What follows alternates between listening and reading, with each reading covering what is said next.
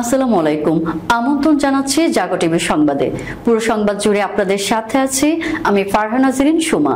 শুরুতেই জানিয়ে দিব জাগো টিভি সংবাদ শিরোনাম। ক্ষমতা হারিয়ে কারাগারে যাওয়ার ভয়ে লেবাননে হামলা চালাবে নেতানিয়াহু। ইসরায়েলের গাজা ডিভিশনের কমান্ডার ব্রিগেডিয়ার জেনারেল আভি রোজেনফেল্ডের পদত্যাগ। কঠোর ভাষায় নেতানিয়াহুর সমালোচনা, মন্ত্রিসভা থেকে এবার পদত্যাগ করলেন আইজেনকোট। সংকটে নেতানিয়াহু, মন্ত্রীদের পদত্যাগে হামাসের উল্লাস। ব্রিটিশ ডেস্ট্রয়ার এবং 2 বাণিজ্যিক জাহাজে হামলা চালালো ইয়েমেনি নৌবাহিনী। অবশেষে জাতিসংঘের নিরাপত্তা পরিষদে গাজায় যুদ্ধবিরতির প্রস্তাব পাস। দর্শক, সংবাদ শিরোনামগুলো জানাচ্ছিলাম, চলে যাচ্ছে বিস্তারিত সংবাদে। আন্তর্জাতিক বিচার আদালত ইসরায়েলি নেতৃত্ববৃন্দকে গ্রেফতারি পরোয়ানা জারি করতে পারে এমন সম্ভাবনা ক্রমেই জোরদার হওয়ায় নেতানিয়াহু বেশ চাপের মধ্যে আছে। এর পাশাপাশি গাজায় যুদ্ধ বন্ধ হয়ে গেলে নেতানিয়াহুর রাজনৈতিক জীবনের অবসান ঘটবে এবং তাকে কারাগারে যেতে হবে। এই অবস্থায় এমন আশঙ্কা রয়েছে যে সম্ভাব্য বিপদ এড়ানোর জন্য এই রক্তচোষা হায়ানা লেবাননে হামলা চালিয়ে বসতে পারে। ইসরায়েল দাবি করেছিল যে তারা হিজবুল্লাহকে পিছু হটতে বাধ্য করেছে, কিন্তু হিজবুল্লাহ সম্প্রতি মাত্র কয়েক মিটারের ব্যবধানে 2টি সামরিক অভিযান চালিয়ে বসতি স্থাপনকারীদের কাছে প্রমাণ করেছে যে তাদের কর্মকর্তারা তাদেরকে মিথ্যা বলছে এবং হিজবুল্লাহ ইসরায়েলি সৈন্যদের মাথার খুলির মাত্র কয়েক মিটারের মধ্যে অবস্থান করছে। লেবাননের প্রতিরোধ যোদ্ধা হিজবুল্লাহ সম্প্রতি ইসরায়েলের দ্বিতীয় অত্যাধুনিক হারমিস 900 ড্রোন গুলি করে ভূপাতিত করেছে। এর মাধ্যমে হিজবুল্লাহ ইসরায়েলকে এটা বুঝিয়ে দিয়েছে যে তারা 30,000 ফুট উচ্চতায় উড়ন্ত হারমিস ড্রোনকে লক্ষ্যবস্তু করতে পারে এবং এই একইভাবে তারা ইসরায়েলি F-16, F-15 এবং F-35 যুদ্ধ বিমানকেও অ্যান্টি এয়ারক্রাফট দিয়ে ভূপাতিত করতে পারবে। এভাবে হিজবুল্লাহ ইসরায়েলকে মূল যে বার্তা দিয়েছে তা হচ্ছে তাদেরকে এটা বোঝানো যে তারা যদি লেবাননের সামরিক অভিযান চালাতে চায় তবে তারা জেনে রাখুক আমাদের কাছে চমকে দেওয়ার মতো এমন কিছু রয়েছে যা ইসরায়েলকে অনুতপ্ত করবে। প্রকৃতপক্ষে ইসরায়েল এ পর্যন্ত লেবানন ও গাজায় তাদের সামরিক শক্তির বিরাট অংশ ব্যয় করেছে, কিন্তু লেবাননের হিজবুল্লাহ তার সামর্থ্যের একটি ছোট অংশ ব্যবহার করেছে যা তাদের সক্ষমতার 25%-এরও কম এবং ইসরায়েলের জন্য অনেক বিষয় রয়েছে। ইসরায়েলের যুদ্ধমন্ত্রী সহ অন্যান্য ইসরায়েলি কর্মকর্তা লেবাননকে 80 বারের বেশি হুমকি দিয়েছে, তবে তারা লেবাননের বিরুদ্ধে যে কোনো পদক্ষেপের পরিণতি সম্পর্কে জানেন। লেবাননের রয়্যালটি ফ্যাকশন দলের প্রধান মোহাম্মদ রাজ সহ অন্য নেতারা জানিয়েছেন ইসরায়েল যদি বোকা হয় এবং দক্ষিণ লেবাননের সামরিক অভিযান শুরু করে তবে প্রতিরোধ যোদ্ধারা ইসরায়েলিদেরকে সূর্যের আলো দেখারও সুযোগ দেবে না। হামাসের হামলা থেকে দেশের জনগণকে রক্ষা করতে ব্যর্থ হওয়ার কথা উল্লেখ করে পদত্যাগ করেছেন ইসরায়েলি সেনাবাহিনীর গাজা ডিভিশনের কমান্ডার। 9 জুন রোববার ব্রিগেডিয়ার জেনারেল আভি রোজেনফেল্ড তার পদত্যাগপত্র জমা দিয়েছেন। আভি রোজেনফেল্ড বর্তমানে গাজা ডিভিশনের নেতৃত্ব দিচ্ছেন। তিনি জানিয়েছেন গত বছরের 7 অক্টোবর হামাসের হামলার সময় গাজার সীমান্তে বাস করা ইসরায়েলিদের রক্ষা করতে ব্যর্থ হয়েছে। তিনি তার পদত্যাগের ঘোষণা দিয়ে কর্তৃপক্ষকে একটি চিঠিতে বলেছেন, আমি প্রতিনিয়ত কষ্ট পাচ্ছি।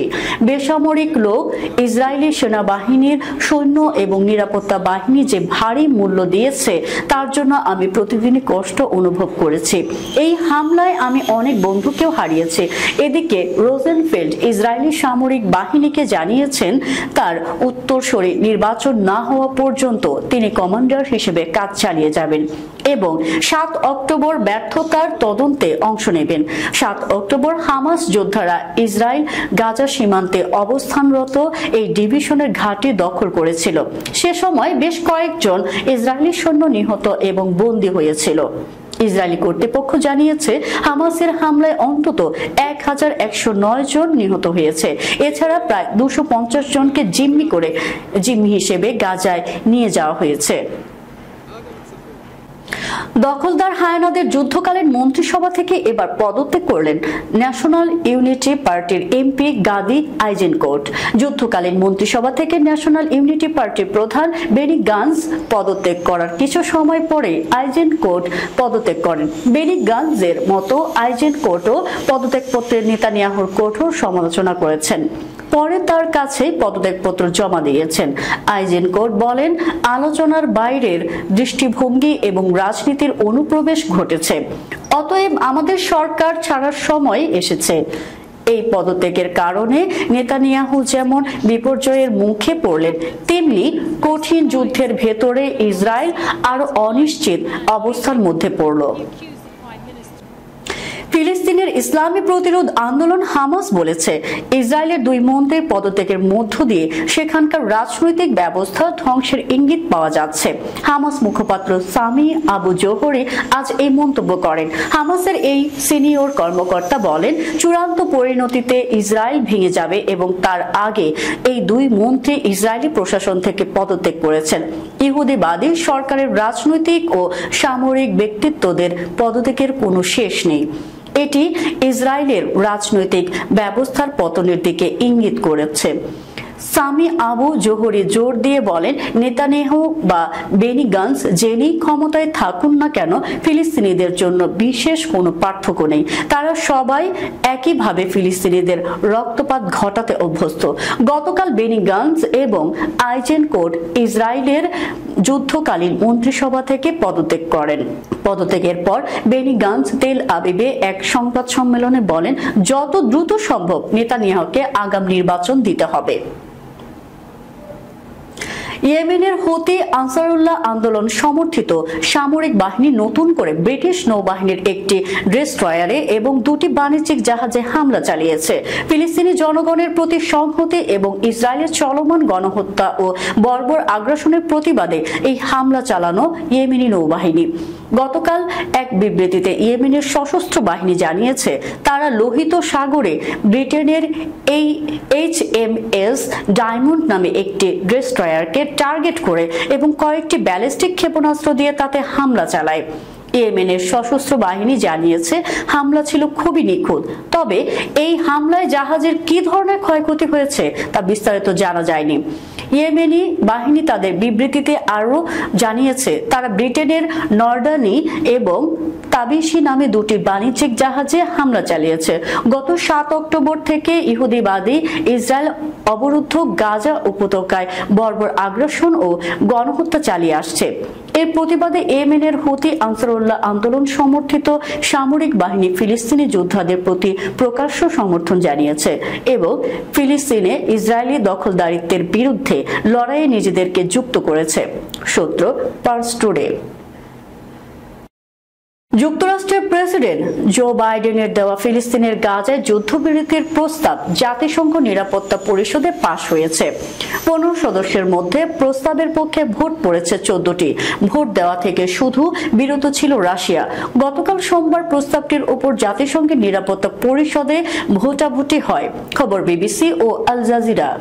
এর আগে গত মাসের 31 তারিখে গাজায় 3 ধাপে যুদ্ধবিরতি কার্যকরের এ পরিকল্পনা প্রকাশ করেন মার্কিন প্রেসিডেন্ট জো বাইডেন। পরিকল্পনায় গাজাতে প্রথম ধাপে 6 সপ্তাহের যুদ্ধবিরতি, ইসরায়েলি জিম্মি ও ফিলিস্তিনি বন্দি বিনিময়, দ্বিতীয় ধাপে স্থায়ী যুদ্ধবিরতি, অবশিষ্ট বন্দি বিনিময় এবং তৃতীয় ধাপে যুদ্ধ বিধ্বস্ত গাজা উপত্যকার পুনর্গঠনের প্রস্তাব করা হয়।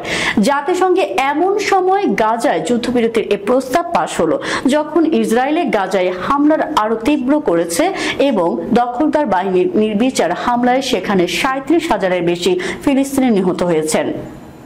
ইসরায়েল ও হামাসকে অবিলম্বে যুদ্ধবিরতির প্রস্তাব মেনে নেওয়ার আহ্বান জানিয়েছেন জাতিসংঘে নিযুক্ত যুক্তরাষ্ট্রের দূত লিন্ডা থমাস গ্রিনফিল্ড। যুদ্ধবিরতির এই প্রস্তাবকে নতুন সুযোগ বলেও অভিহিত করেছেন তিনি। এদিকে ফিলিস্তিনি হামাস গোষ্ঠী সোমবার মার্কিন প্রেসিডেন্ট জো বাইডেন ঘোষিত গাজায় যুদ্ধবিরতিকে সমর্থন করে জাতিসংঘের নিরাপত্তা পরিষদে পাশ হওয়া প্রস্তাবকে স্বাগত জানিয়েছে।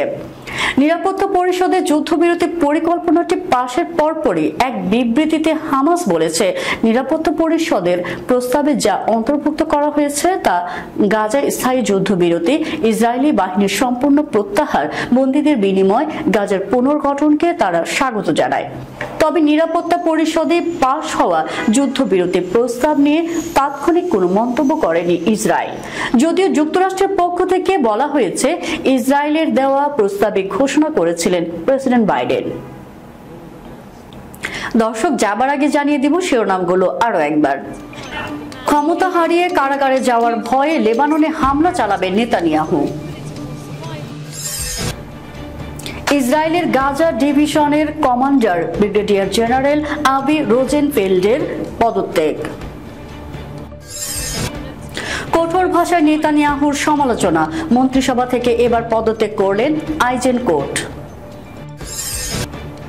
সংকটে নেতানিয়াহু, মন্ত্রীদের পদত্যাগে হামাসের উল্লাস। ব্রিটিশ ডেস্ট্রয়ার এবং 2 বাণিজ্যিক জাহাজে হামলা চালালো ইয়েমেনি নৌবাহিনী। অবশেষে জাতিসংঘের নিরাপত্তা পরিষদে গাজে যুদ্ধবিরতির প্রস্তাব পাস।